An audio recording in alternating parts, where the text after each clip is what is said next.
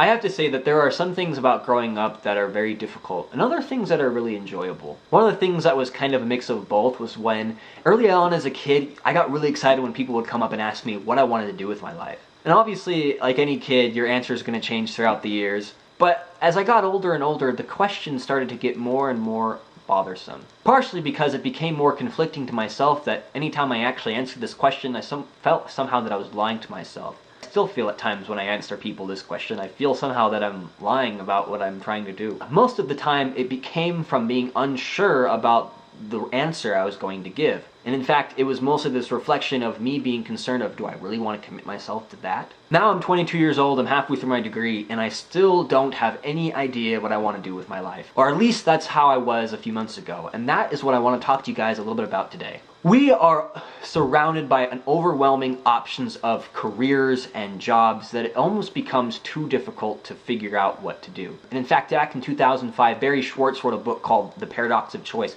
in which he describes that one of the problems in our society today, or specifically back then in 2005, is the increasingly amount of choices that we are having. What this book poses is that there comes a point where having too many choices actually decreases our satisfaction with the choices that we make. And this is precisely the problem that we have with choosing a career. There are so many different options and so many different paths to choose from that it's almost impossible to feel satisfied with just one path. Big decisions like choosing a career or asking someone to marry you are such big challenges and questions that it's very hard to just give out with one piece of advice. But I hope that what I'm going to share with you today just may be able to add into that toolbox of yours to be able to make a better decision and feel much happier and satisfied with the choice that you're going to make. The most stereotypical career advice that you probably hear around is to go out and follow your passion. And at times, this can be really great advice, especially for people who love and appreciate the arts. But if you ever heard of or even read Cal Newport's book, So Good That They Can't Ignore You, you know that sometimes this can be really bad advice, especially if you have millions of different passions or no passions at all. So what Cal Newport recommends is that instead of choosing a career based off of your passion,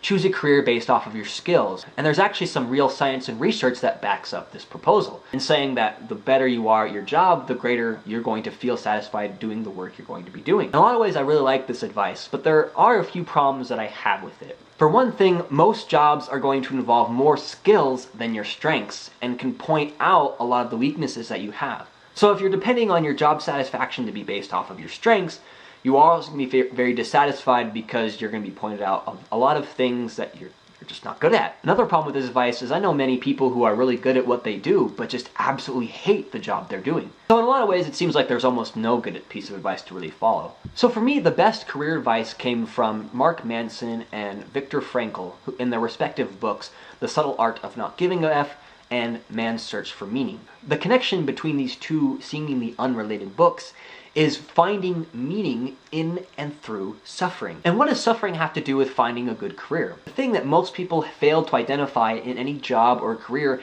is that there's going to be things that you're going to absolutely hate about what you do.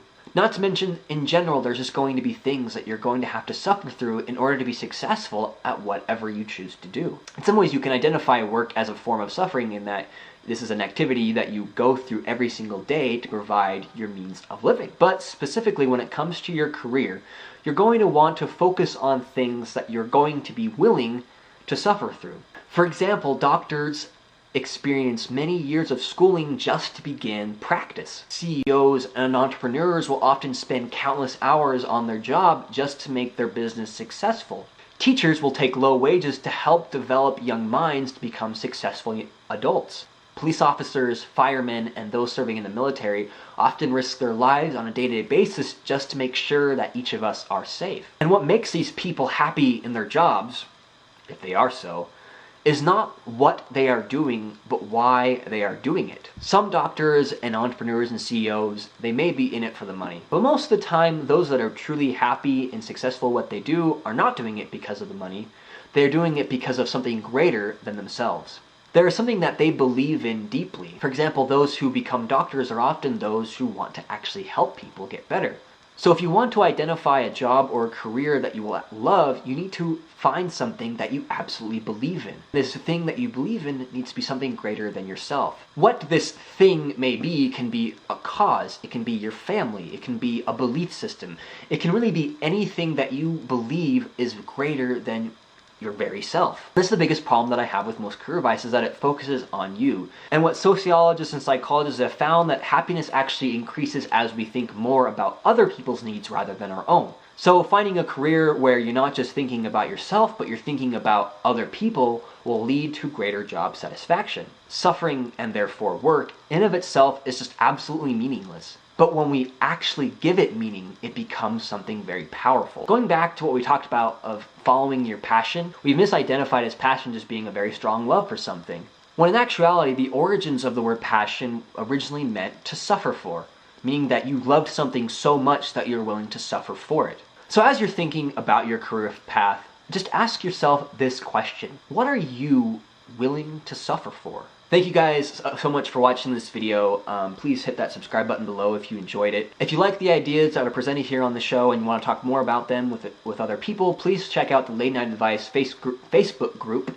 Also, if you have an idea for a video, please leave that in the comment below, and I look forward to being able to hear from you guys next week. I also just want to give a couple shout outs here. I wanted to thank Mark Manson for his book, Subtle Art of Not Giving Enough. I've had a couple of videos that I've based off of, and I'm very grateful for. And I'd also like to give a shout out to Thomas Frank. He has a great channel regarding advice for college students. Just everything that you can think of of challenges that you're going to face in college, he has the answer for it. So please check him out. He's awesome, great, and creative YouTuber, and you should subscribe to his channel. I'll actually try to link somewhere around here so you guys can check him out. Look forward to you guys next week. Bye!